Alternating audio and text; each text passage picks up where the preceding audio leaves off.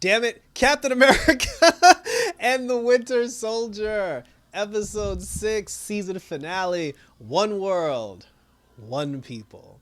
So this just jumped right in. This thing just jumped right in. So it immediately picks up from when we left off in the last episode, where the flag smashers, they were taking control of the government for, the government meeting where they were supposed to vote on what to do with all the quote unquote refugees, the people that basically survived and was taking over, certain parts of the world after the other the other half of the population got blipped away.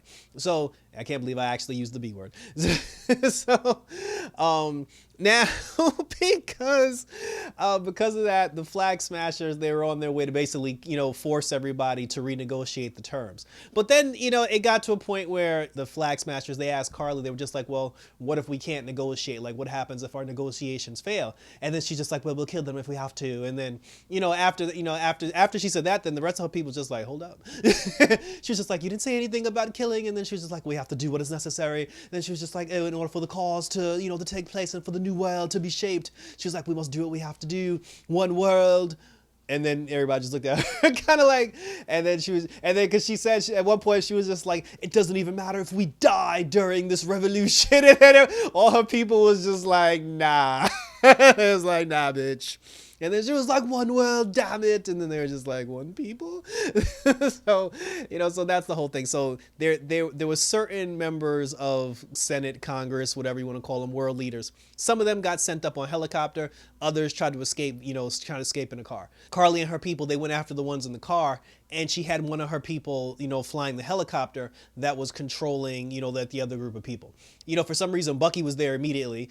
Like, he was walking around, and there was no such thing as him trying to go through certain places and being looked at funny, or the cops looking at him some kind of way. Every time he walked up to a barricade, they were like, oh, Mr. Barnes. And they let him walk right through. Now, had that been Sam's black ass. So, so Sam is talking to Bucky on, on comms. And Sam was just like, hey, I hope you don't mind, but I also called in some backup. Now, when he said that, I immediately thought he was talking about Torres, because I thought Torres had fixed the Falcon costume, and I thought Torres was going to show up as Falcon.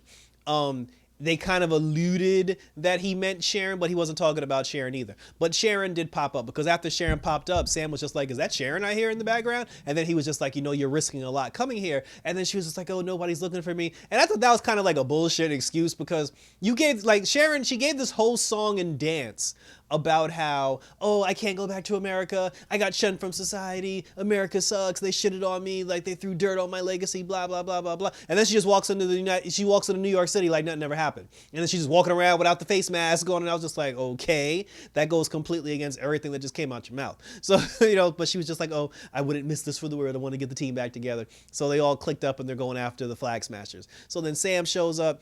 Sam ended up going after the helicopter first because he can fly. And then when Sam busted into the room, because like they're when they were trying to round up some of the people, Sam, because he was flying from wherever he was flying from down south all the way to New York. And then we find out what the Wakandans made for him. We all knew what it was. It was the brand new Falcon America Captain. They should have called him Falcon America. So, the brand new suit, which looked cool. The suit did look good. Sam goes busting through the window. And then as soon as he goes busting through the window, he's like, oh, let's get these people out of here. Let's get these people to safety. One guy was like, who the hell are you? And he was like, I'm Captain America. God damn it. So when everybody splits up, Falcon goes after the helicopter. When he's flying after, he did this really dope move too, where there was one woman in the helicopter. She was one of the prisoners. Falcon used his newly advanced Red Wings to, basically like give the scope on the person. And they found out that the girl that was on the helicopter, she knew how to fly a helicopter. So he was able to like two-way radio her. And then he got into her ear and he was just like, hey, like I heard you're a pilot. And she was like, yeah. He was like, all right. He's like, I'm gonna do some cool ass shit in about 5 seconds. And when I do the shit that I'm about to do, I need you to take the wheel. So he was just like, start counting down. So she starts counting down from 5, and then when she got to 1, your man threw like Sam threw the shield into the helicopter window, caught it back, did a tuck and roll barrel, and kicked the poor sucker right out of the helicopter. The girl jumped in the front, she took over the helicopter, and that's how they saved like that half group of people. So now Sam's just like, all right, job well done, and he's on his way to go help out, Bucky and Bucky and them. So now the second half of the people, now Carly and her other 3 people, they're going after the people in the truck. And when they got they were trying to get to the truck. they're just like, yo, as long as we can get to the truck, we can still do these negotiations. And then if we have to, she was like, yeah, we'll kill them if we have to. You know, friends were hesitant to do it, but they still went and did it. Bucky ends up showing up, and then he starts fighting the flag smashers. And then your boy Bootleg Cap shows up, and so I guess like he was the person who Sam made the call to, you know, as far as like backup is concerned. So then he starts fighting like, you know, like the flag smashers. He goes after Carly immediately, and him and Carly actually have like a really cool like long drawn out fight because his whole, and then she said, you know, and it was kind of see. And this is the part where I actually stopped feeling sorry for Carly, because when she was confronted with Bootleg Cap, and then she was just like, you know, I'm sorry about your friend. He didn't have to die. You know, she's like, you know, it's like she's like his meaningless death, you know, like didn't have to happen, you know, because he had nothing. He means nothing to the cause. And then he was like, bitch, did you just say my friend's death was meaningless? And then she was just like, of course, because he has nothing to do with the cause. You know, he was just fodder. He's like, I didn't want to gun down an innocent man, but you know, say la vie. And then he just got really enraged, and he went after her. He tried to kill that chick. So you know, so they're fighting. You know, like everybody fighting. Falcon shows up, you know, like Falcon shows up in the mix, and then him and Carly like briefly had like, you know, they shared like 2 words, and then after they shared 2 words, one of the other flag smasher guys, he came in, he threw some smoke down, there was smoke all over the place, and everybody split up. So they're chasing him down, and then Sharon comes out of nowhere, she starts chasing him down. So they end up chasing him like underground. Falcon's underground. I mean, sorry, I keep calling him Falcon. Sam is underground. Sam was able to use, like, I guess he has like infrared, you know, like in his vision goggles. So he's using his infrared, and he sees that, you know, their footprints split up. He knew which footprints were Carly's and which ones belonged to the others. So Bucky and Bootleg Cap, they said they were going to go after the others, and Sam was going to go after Carly. So while Sam's looking for Carly, you know, Carly ends up hiding around a corner somewhere, and then Sharon shows up. You know, she's got the gun pointed at Carly. Carly points a gun on her. The two of them are like having a standoff. Carly was just like, hey, I'm very disappointed in you, Sharon. And then Sharon looked at her, she was like, bitch, I was gonna say the same thing. You know, and then come to find out, Sharon is the power broker. And Sharon was the one who gave them the super soldier serum. Sharon was the one who gave them like the weapons, the technical know-how. She basically gave them the plans that they used to carry out their mission. And the thing about it is, I kind of wish we would have got a conversation from Sharon about that. And I do kind of wish Sam would have busted her, like, you know, being the power broker, because there just needed to be more of an explanation as to why Sharon suddenly turned villain, other than she's just mad that she got exiled. And I'm just like, okay, I get it. You're angry. You're upset. You know, you tried to help Captain America. You took the fall for trying to help Captain America. And instead of Captain America, Steve Rogers coming to your aid, you know, to try to get a partner for you for quote unquote turning your back on the government. You know, he ended up going back in time to go have sex with your Aunt Peggy. So I understand why she's mad, but to go to these types of lengths, she basically tried to overthrow the government just because she was mad that she couldn't come back to the US.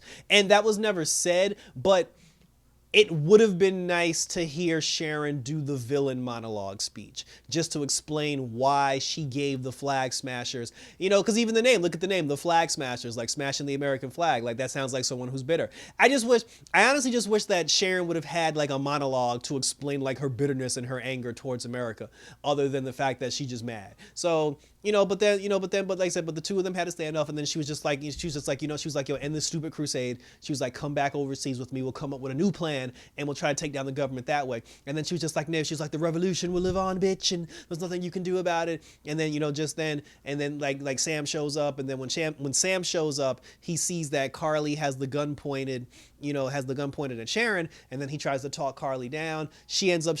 Carly ends up shooting Sharon. And then Sam and Carly get into a fight. They have their little fight. And then, and then the whole thing about their fight was Sam actually wasn't fighting her. He was just like playing defense, and he was blocking. And he even told her, he was like, yo, I'm not going to fight you. And then she got mad. She was like, why didn't you attack me? And he was like, I'm not going to fight you. He's like, you're only a teenager. And the funny thing is, Sam held his own and kind of like got the better of her on more than one occasion, despite not having the super soldier serum. So it's not all it's cracked up to be. And then, she got to a moment where she knocked the shield out of Sam's hand, and then Sam was down on one knee. She was about to shoot Sam. And this is the part that like, this is the part that kind of like killed me here. So Carly has a gun directly pointed at Sam. She's just like, Sam, you made your choice. And then she got mad because when she saw him, and I said this was going to happen, when she saw him in the Captain America Falcon costume with the shield, she went ballistic. She was like, you bought into that bullshit. And then he was just like, yo, I'm trying something new. So when she saw him, she was seeing red, she was angry, and she was just like, I'm going to kill you, Samuel, for wearing the stars and stripes and for joining the cause. And then right before she shoots Sam, Sharon shoots her. And then when Sharon shoots Carly, Carly goes down for the count, and then Carly dies. And then just before she dies, Sam's holding her in his hands, trying to give her some comfort. And then when her last breath, she looks at Sam and she goes, I'm sorry, Sam. And I'm just like, you were just about to kill him. And that's one thing that happens all the time in television that just like pisses me off to no end. You have this one character who's perceived as the villain that's going to do anything imaginable to plow the road and gun down anybody in their way if they don't get what they want. And and when the hero tries to talk them off the ledge, it doesn't work. And then when something happens and that antagonist ends up getting shot and killed, they always apologize at them. They're just like, oh, I didn't mean to. I'm like, you did mean to do it. And then she's just like, I'm sorry, Sam. I'm like, you're not sorry. You were about to kill him. And then, so I was just like, oh, whatever. So she gone. And then, after she gone, Sam ends up carrying her body, body back upstairs. They put her on a stretcher. And then when Sam comes upstairs, they go, oh God, this was so cheesy. They had this one black dude. He was like, is that the Black Falcon? And then somebody was like, nah, man, that's Captain America. And I'm just like, just call him Cap. Just call him. And then somebody, see, I've been calling him Falcon America, but somebody even in the audience, like when he was walking through like the reporters and walking through the crowd, somebody was like, is your name Falcon America? Are you Captain Falcon? And I actually laughed because like I called him that like on a couple of occasions. So then like after that, the world is saved, quote unquote. And then Sam goes up to the senators since he saved the senators. And then, they're just like, thank you, Sam, thank you for saving our lives. And then, Sam at that point, he was just kind of like, look, you're welcome, for me saving your lives, whatever. But he was like, yo, dead ass. He was like, yo, yeah, I got to do better. He said, he was just like, you're making all these decisions about what to do with people's lives. And the problem with you making those decisions, when you're deciding what to do with people's lives, the people whose lives are actually being discussed are never in the room. And the people that you have these discussions with are the people who don't even have the agendas or understand what it feels like to be in the shoes of the people you're currently talking about. But he was like, but today, your ass was about to be grass, and now you know what it feels like to be helpless and what it feels like to have, like the world against you and to be living, and to be living on borrowed times. And he was just like, yo, you gotta stop calling these people terrorists. You know what I'm saying? Because he was just like, you gotta look at it from the other side. You're the one pushing them out of their homes. You're the one kicking them out on the streets. You're the one taking everything away from them. So from their perspective, you're the enemy. And he even said to one woman, he was just like, yo, with one phone call, you can either level a forest or you can feed a family. He was like, but you got to decide, what to do. Like, you have to make the choice.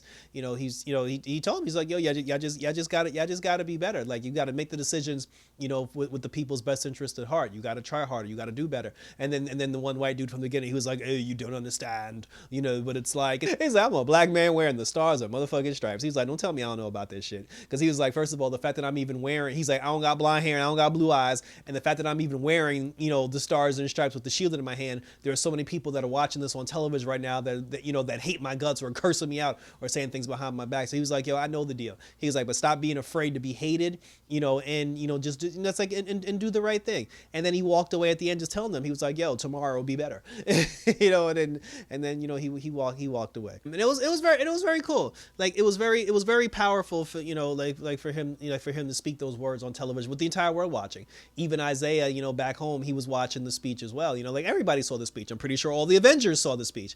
And Falcon has now been solidified as the Captain America, and nobody's going to argue that. Your boy U.S. Agent, he got a little redemption because even in the end, when he was fighting Carly on top of a roof, and and the bus full of senators was about to fall off of a building, he had a choice whether to go after Carly or to save the bus, and he chose to save the bus, and he did the right thing. So kudos to him for kind of like redeeming himself, like a little bit. And then even in the end for him, that same weird lady that walked up to him that was handing out cards with no name on it, she's basically like, she's a government stooge or whatever, and she has a company, like she runs a branch of the government, and because he now has the super soldier serum in his system, they gave him a new Stars and Stripe outfit that was black but had like the red, white, and blue symbol on it. And then she said, like, you're gonna fight for us, you're gonna be our soldier. There's gonna be a time where Captain America won't be able to save the day, and when Captain America can't save the day, we'll call on you, our US agent. So that's how he becomes US agent, and then he's all happy, he hugging and kissing his black girlfriend. And I'm just gonna say this again, I still don't think his friend is dead. That's just a feeling. When he comes back in season 2, then I'll give you the "I told you so" speech. But like I said, homeboy ain't dead. So anyway, so now Bucky and U.S. Agent, they round up the rest of the Flag Smashers. They arrest them. They put them all in the back of a squad car, and they're gonna take them to the raft. Just as the truck goes to take them to the raft, the entire truck explodes and the whole thing goes up in flames, and it kills all the Flag Smashers, that were in the truck.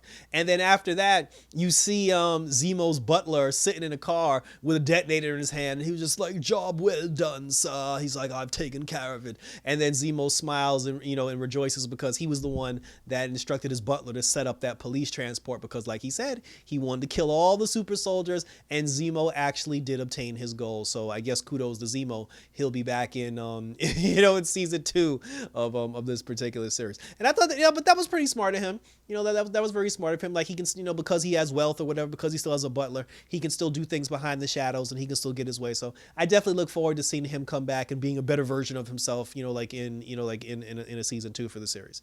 And then finally, after that, Sam and Bucky walked away, as friends or whatever. And then after he gave the speech, and this was pretty funny. Bucky was just like, I actually didn't listen to the speech. He said, "I was texting while you were talking. I just heard something about a black man wearing the Stars and Stripes." And that was pretty funny. And they said, and the two of them walk off into the sunset. And now it's like, it's Captain America and Bucky back together again. And then, it takes us to Sam. He actually goes to Isaiah's house and he talks to Isaiah, and then he's just like, "So your black ass was on TV as Captain America. We got ourselves a black Captain America." He's like, "Boy, you crazy." It's like, "You special, but you's crazy." He's like, "You ain't no Dr. King or no Malcolm X, but you's crazy." And then Sam was just like, "Yeah." He's like, but and then that was funny too, because Sam was just like, "Listen," because he was like, "You sure you know what you getting into wearing them colors, boy?" And he was just like, "Look," he's like, "I don't know." He's like, "I may fail at this." He says, "Shit, I might even die." But he was just like, but because our people built this country, we bled for this country. He's like, "I'll be damned if I let these motherfuckers tell me that I can't fight for this country." And then he told Isaiah, he was like, "You'll get dressed." He's like, "I want to show you something." So they go down to the Captain America Museum, where it has all the history of the soldiers and all the soldiers of soldiers past. And Sam actually had a wing built for Isaiah and his platoon and his people. There was even a statue of him in the middle, which was very nice. It was very heartwarming, because up until then, Isaiah was very stone cold towards Sam during the entire process.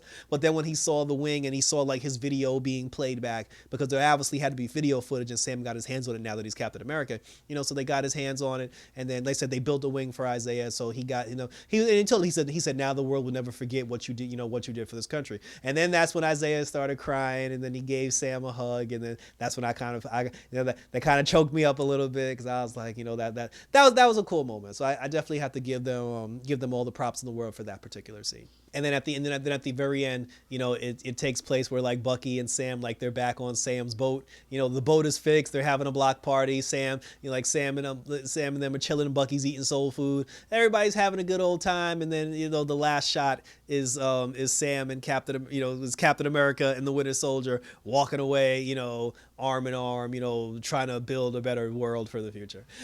And then in the final credits scene. We actually got Sharon finally got her pardon. And you would think, because Sharon basically orchestrated and got these poor kids riled up to die, just so she can get her petty revenge, you would think she would feel bad. And now that she got reinstated, she would do the right thing. She would clean up her act and try to do better, going forward. But no, she's just like, she called one of her contacts overseas, and she was just like, yo, these motherfuckers let me back in the country, bitch. She's like, we about to throw a party. She's like, we about to get guns, government secrets, we about to get all that shit. It's about to be motherfucking So now Sharon's gonna be the villain in season 2, and I haven't decided how I feel about that yet. I mean, on one hand, it was cool to see her be the power broker, and the problem is, it's not that I have a problem with Sharon being the villain. I just need a conversation. I need a full-blown conversation of what motivated her to turn heel. Wrestling term. I just need one moment where Sharon just monologues and explains why she took the path that she took. And I need more than just, I tried to help Captain America and he left me, and then the government turned on me and nobody helped. Like, come on. Like, there has to be something more than that. Like, maybe you lost your house, you lost your pension, your husband left you. Like, there has to, like, I just need more from Sharon. But it is cool to see the turn that she did make, and I do look forward to seeing her transition, like in a season 2, when we do get a season 2, because obviously we're going to get a season 2 based on how this whole thing ended. So that was it. Thank you for tuning in. This was pretty cool. One of the shortest seasons of a series I've ever reviewed. Only 6 episodes, and then I think before that it was Doom Patrol with 9. But yeah. So going forward, Sharon obviously becomes the villain of season 2. Zemo will break out of prison again. Captain America and the Winter Soldier, will be doing the damn thing as always. Isaiah probably makes a cameo. Torres ends up, fixing the Falcon costume, and he becomes the new Falcon, which will be weird now because now there'll be 2 guys with wings. It'll be Captain America and Falcon, and both of them will be flying, so that'll be weird when that happens. But but after that, I don't really have any prediction. I don't really have any predictions, because a lot of the stuff that I said was going to happen happened in this particular episode. So I guess in season 2 there's just going to be new threats. Like, a new threat's going to pop up. Maybe, like I said, maybe the new threat will be Sharon herself, and then at some point they got to find out that she's a bad guy. And then when they do, I just want to see that whole thing, because now she's like the queen pin of the government underworld. But this was very cool. There are a lot of people, and to Sam's point, there are a lot of people who are probably going to go online and be like, oh, this is this stupid show trying to put their political agenda in the TV series and blah. And I'm just like, yo, shut up. That's everything. Ain't nothing. Like, there is no TV show out there that doesn't have some sort of agenda put in there. But this is actually a positive one. So it's like, I don't understand why anybody would be mad at that. It's nice to see Sam finally accept the mantle and take the mantle, and he looked good in the costume. I just want to see what happens now when all the Avengers who survived get together, and then they see Sam in the red, white, and blue, but they pretty much all saw it on television. So I am looking forward to seeing where this goes. So leave your thoughts in your comments down below. Let me know what you think happens afterwards. Like, do we get a season 2? If so, what happens to all these characters? Who becomes the villain? Who becomes evil? I'm still saying Battlestar. Like I said, the sidekick, Winter. I was about to call him Winter Soldier. U.S. agent sidekick. I still don't think he's dead. I think he's gonna come back to life in season 2, and Sharon might bring him back to life. So we'll see what happens. Leave a comment down below, and we will discuss it. Check out the Tacos and Geek podcast with myself, Justin, Sean, and Gotham Geek Girl Nadia. Oh, also and Ashley making her return to the OG podcast, where we discuss anime on this particular episode, all things anime. Definitely subscribe to all their YouTube channels. Link will be in the description as always. Definitely hit me up on Instagram, hit me up on Twitter.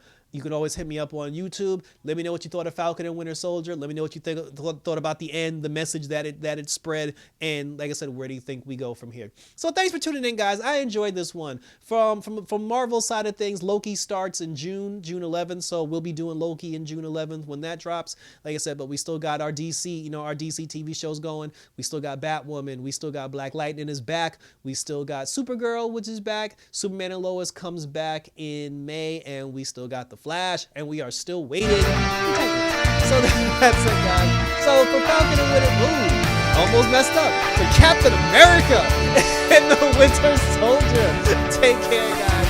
Until next time, as always, I love this.